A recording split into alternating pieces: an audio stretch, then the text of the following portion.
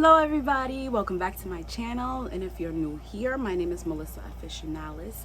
I talk about my journey through life, my weight loss journey, and my self-care and self-love journey. So welcome in, and I hope that whatever I say to you can be of help or can be something that you can benefit from. Today I am gonna be talking about how I have a new setup. Please excuse everything. I always say this, nobody really cares, but I'm renovating and moving stuff around, so I'm in a different corner, in my own little corner, in my own little chair. Anyway, I'm in a different corner of my room, and I have a new setup with recording that I kind of feel like I just broke my hand trying to set up, but in any event, we're here. I'm gonna try and keep it short because I am hot. This thing is kind of tall and it's weird to me, but we're gonna do this. It's hot. I have the AC going. I hope you can hear me.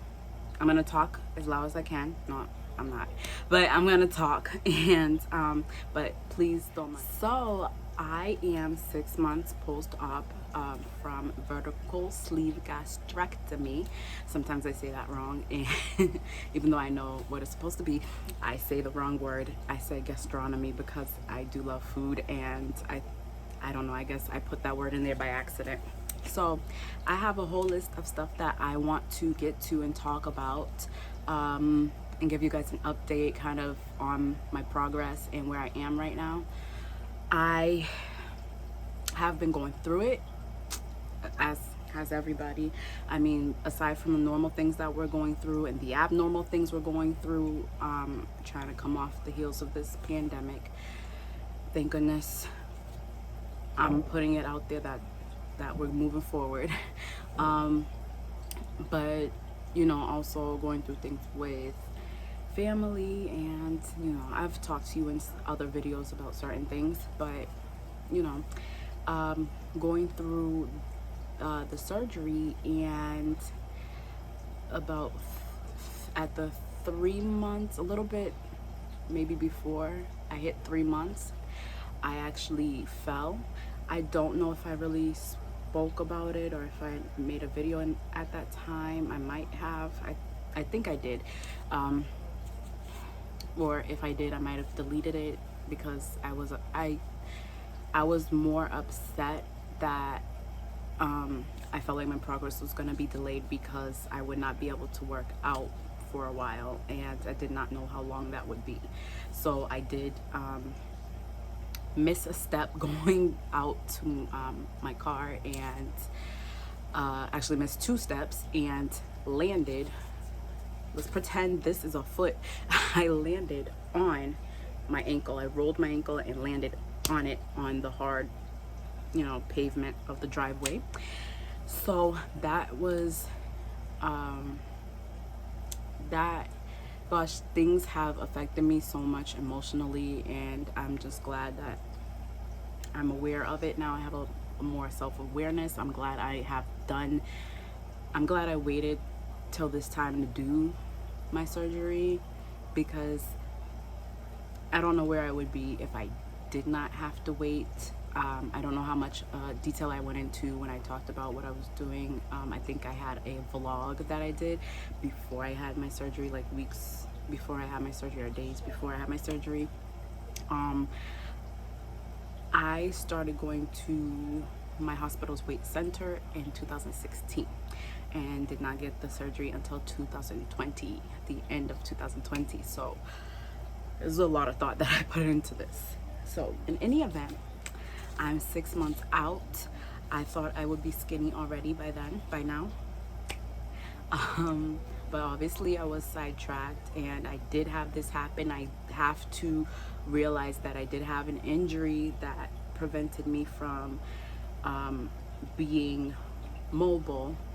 I did, you know, still watch my diet. My hand is really hurting. I really hurt my hand. Sorry. I did watch my diet and try to maintain, but you know, people go through stalls, and it is noted that during this process you do have a chance of going through weight loss stalls, but that's just the normal nature of the human body. When you start losing weight, your body doesn't understand that you want that to happen. Your body thinks that you're in a situation. If you think about it, going back to, you know, caveman days, your body thinks that you're in a situation where food is scarce, so you need to, first off, you start losing the weight, and your body starts mobilizing and using your fat as energy. But then your body is like, okay, what if we run out of this fat? You know, person's eating, let's store more fat. So, you know, that happens to people. That happens without the surgery. That happens with the surgery. So, I'm sorry, I do have a list of what I want to talk about, but I'm just kind of jumping right in. So, the first thing that I wanted to talk about was the stalls. So, this is something that disappointed me. I had my first stall at 3 months, which they say is normal. It's normal to have a stall around 3 months after the surgery. A lot of the weight that you lose at first is, they say it's water weight. I don't think it's all water weight. I think I did lose a lot of fat. But like I said, your body gets to where it decides that you're in a starvation mode, or, you know, it decides that you're starving, so then your body will hold on to every calorie that you intake. So there's different ways that you can kind of reset that. And going in up to 6 months, I kind of got into a woe is me. I'm not gonna pay attention to how many calories, because I physically could not eat that many calories anyway. So I think that's why my weight loss, it stalled. And then I started losing a little bit more weight, but it was much more slow than it was in the past weeks and months. So that said, I realized one of the ways that you would break a stall is introduce something new to your body. So that would be either expend more energy or eat more calories, which is kind of not possible for me at this time with the restriction from the surgery. So I realized, you know, the fact that I hurt my ankle really was a setback, and something that was kind of impeding my progress, if I could say that. But now I've been doing stretches that I actually just go on YouTube, and I look up physical therapy and stretches and things like that, so that I can try and rehab my ankle before doing anything really strenuous. I did used to work out a lot, to where I worked out, I think I talked about it before, I worked out every day, and so my body had a lot of stamina, and I was used to my body having that like kind of muscle memory that I could just get back into it. And that kind of like mentally weighed on me, that I wasn't able to just get up and just start running, because I felt lighter. Like I felt like I should just get up and go, or, you know, come and put on YouTube and do like a million squats. But that's not how it goes. So that was a big thing for me. So what else do I want to talk about? I wanted to talk about body dysmorphia. So we know this is a hot word, I think, these days. If you don't know what it is when you see your body a certain way, or you're used to seeing your body a certain way. Sometimes it's just in your mind. When you look in the mirror, you see a certain image that other people may not see, that you may not see when you have a picture actually taken of you. But it is a real thing, and you don't realize you have it until you go through something and like this. So after losing weight, obviously I have clothes that don't fit properly anymore and clothes that are extremely big on me, but I go and I haven't been, going to the stores much. I've been doing more online shopping, if you will. Going to the stores or shopping online, and I actually, started shopping by measurements, but, being prepared to wear a certain size, or that you are a certain size, or looking at some boutiques that kind of run small, and you're like, okay, let me size up this much, and then you end up buying things that are way too big on you. Or you go and try on your older clothes that, and let me say, I had lost weight before, and I have a range of clothes that I've kept, and I'm gonna have to get rid of some of these clothes because I would try them on and they would be too big, or all of a sudden they fit just right. It's crazy because I can look at my wrist, and I'm like, my wrist is so slim, like compared to what it was like even when I went in the hospital and came home. But I'm like, look at my arm is big. To me, is big. It's not as big as it was now that I'm looking at it here in the camera, but when I look down, it's big. When I look at my legs, they look big to me. Even this shirt, I think, what is this? This shirt, oh, this is a big shirt. Never mind. But so I've had to take that into account. Trying to take more pictures so I can do side by sides, but then sometimes I look at the pictures and I don't see anything. I can put the pictures up. I really don't even know if I want to put the pictures up sometimes, but it's real. It's a real thing, and it's an internal battle. I could tell my face is smaller, and sometimes I can't see it till I look at a picture. But I went to a cookout the other day, and I put on an older shirt, and in the middle of the cookout, I looked down and you could see my whole bra because the shirt is just drooping on me. And I had the shirt tucked in and everything. It was a shirt that I used to not be able to wear tucked in. I would have to wear it like not tucked in. So there's a lot of changes that are not visible to me in the moment, but a way, and my advice to anybody who's going through this is to take pictures. Again, take a picture from the beginning of your journey, and take a picture of you, not every day. You don't have to do it every day, but do it maybe once a month or once every 3 months even, and you'll see the difference. And one of my next videos, I'm gonna do a try on my old clothes and try and see the difference. That said, when you do have body dysmorphia, or you just can't see or notice the changes, you should take note of non-scale goals or non-scale victories. So non-scale victories, or NSV, if you're online in any of the weight loss forums, you might see that. For me, at this point, I wrote a list of my non-scale victories, and it might not seem like a big deal to anybody, but it's a difference. So one of my non-scale victories was that I could cross my legs again, and not just cross them, but I noticed I was sitting like crisscross applesauce. So sitting with my legs, crisscross applesauce. I can insert a picture of me doing that because I was really proud.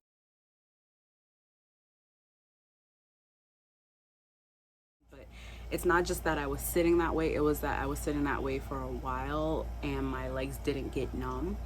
That's something that usually happened. And another way is I don't mind showing. Let me see. Nah, I'm not gonna show you. But you know, the scar from the surgery has moved. So when I first came out, it's like the scar was like right here in this area, and now it's like all the way down here, like closer to my belly button. And I'm like, but all of this was like puffed up, so if it looked like it was closer than it was. So I mean, that's a big difference. I have more energy, I feel more bright, and not to say I don't get tired, but it takes longer for me to get tired. And when I'm tired, it's different. I'm sleepy. There's a difference between sleepy and fatigue. When you're fatigued, your whole body just, you just feel yucky. You sleep, you feel yucky. You drink coffee, you still feel yucky. So I am happy about that, because that was my first revelation. That was my first, you know, idea, or my first notion that things were changing with me after the surgery. And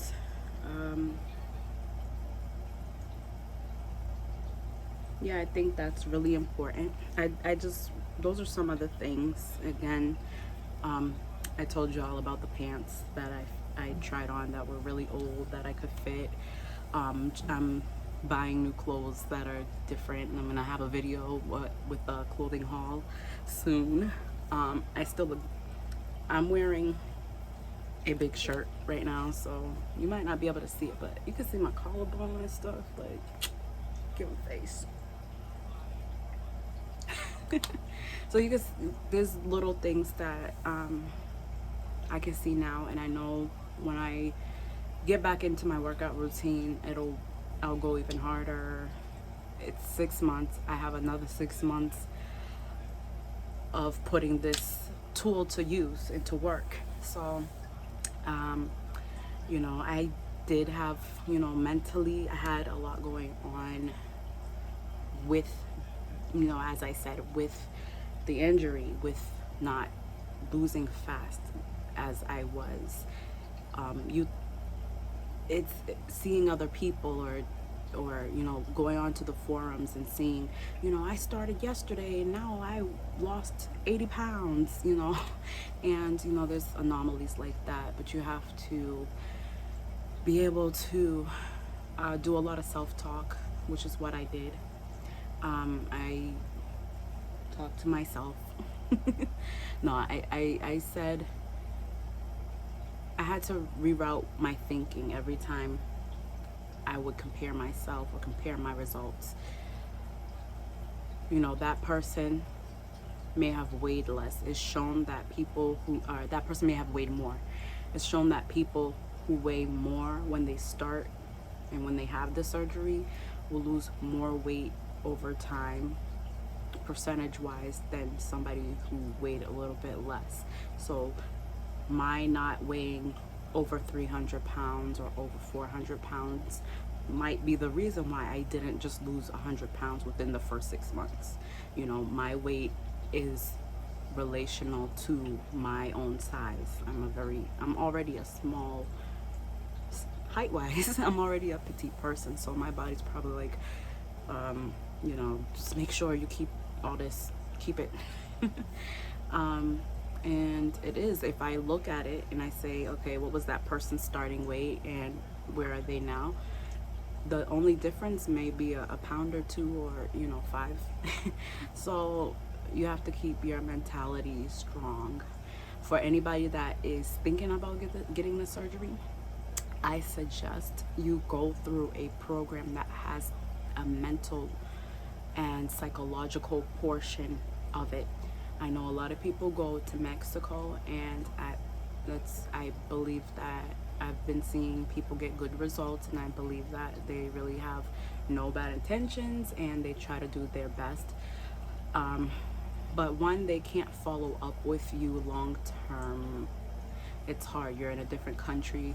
2, they don't take the time that some of the programs in the US take to go through the holistic approach of weight loss with you. That means that, you know, most people who are overweight have some kind of trauma, have some kind of reason why they turn to food. You know, some people, food is actually their method of coping. So when you take away the method of coping, you need to have another more positive way of coping, or you need to understand why you do that in the first place. This is why I went through what I went through, and I have it in perspective now that that's why I took so long to decide. And then when I decided, that's why it was delayed. There was a reason for me to, and there was more development for me to go through. There was things for me to process outside of having to deal with this. And, you know, they know for a fact that people are also battling food addiction when they do go, you know, do get to the size where, you know, they're obese and they need to have a surgery to help them to lose weight. They know that people struggle with addiction because a lot of people transfer from the food addiction to shopping addiction, gambling, alcohol, and maybe even something harsher. So it's important. I found it ever so beneficial, but you know, that's my platform. I want to encourage mental health overall, because this is why I made this choice and change, because it's part of me taking care of myself and loving on myself. You know, me turning to food when I had anything to deal with, or for whatever reason, for comfort, for whatever reason, for stress, you know, that was my choice. That was my choice as opposed to alcohol or anything that I felt was more detrimental. I didn't associate food with being detrimental, even though it can be. But if you go through a program, if you're going through weight loss, even if you don't go through a program like that, please listen to what I'm saying. I'll do more videos on that component. Take the time, especially if you've had trauma in your life. You need to take the time and you need to delve into that, because trauma develops patterns that may have benefited you while you were going through that trauma or while you were processing that trauma. But when you do this, if you're getting this surgery, you're changing yourself, and those habits do not benefit you anymore. So you need to figure out what you will do instead. Some people had working out or work out, and that becomes their new coping skill, their new habit. I'm trying to get into meditation. If you're interested, I have created a journal, a self-care journal, and I'll link it below. Let me grab it.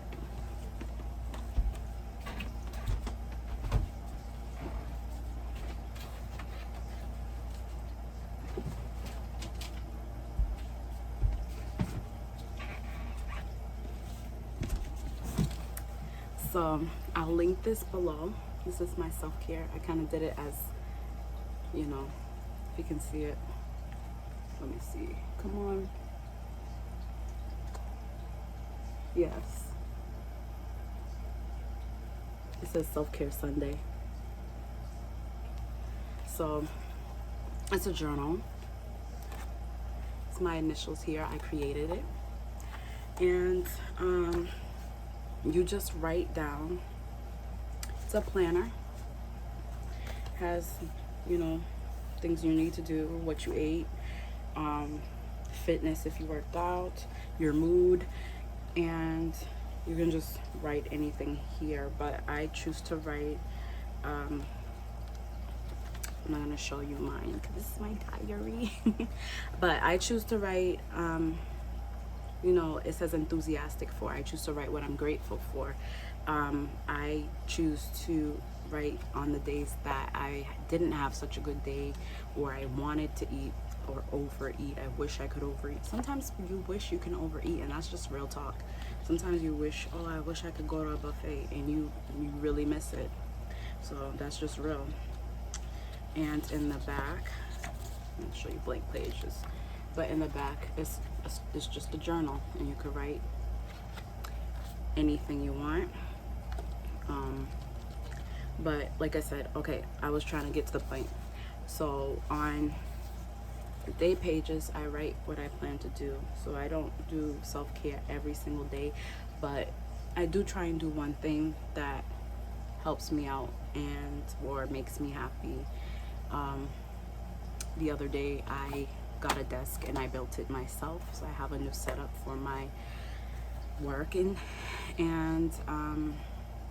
you know, I do one little thing each day that just reminds me that I'm worth the attention, I'm worth the time, and it's something that a lot of us have to relearn or retrain our inner child. But there'll be more about that. That deserves a whole video, but I just wanted to show you since I was talking about it. A question that people have is about hair loss. That's a big concern, and some people, that's the actual reason for not going through with getting a surgery, because they don't want to lose their hair. I know as a big girl, I wanted to have long hair to, I guess, be more beautiful, to, I guess, what's the word, overcompensate for anything else that maybe found, you know, my weight which might be found unattractive, you know. So that was a big concern of mine as well.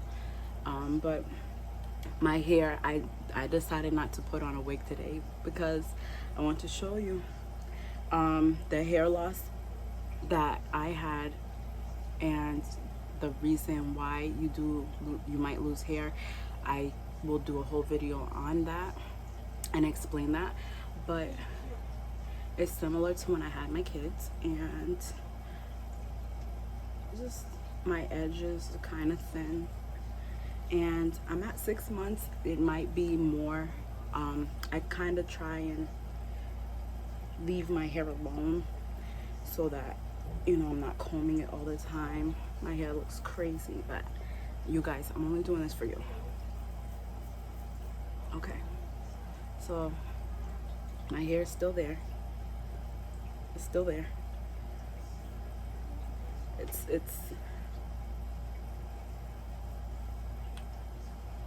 still there. So I leave it alone, and I leave it at that. So that I wanted to get braids, but I feel like putting tension on it will further do something to that. So until I find a style that will have less tension on my edges, but even this feels tight. So my hair is there for now, 6 months out. Even if it's not there, we're still gonna be okay, because do you know how hot it is? It would be nice, you know, if that happened, I would just shave it off, and I still have this face. Yeah, you know. I am hot, so I'm gonna conclude this video. Again, I love, and I forgot. Thank you for over 100 subscribers, and I feel like we're on our way up. Let's just keep it going. If you like this video, if you feel like anybody could use this video, please share it, please like it, please subscribe, keep subscribing. More videos to come. I thank you guys for bearing with me and hanging on there. I am also on TikTok with nonsense, so you don't even have to go, don't even go there, but but thank you for listening to me and following my journey, and I hope to see you again soon. Bye.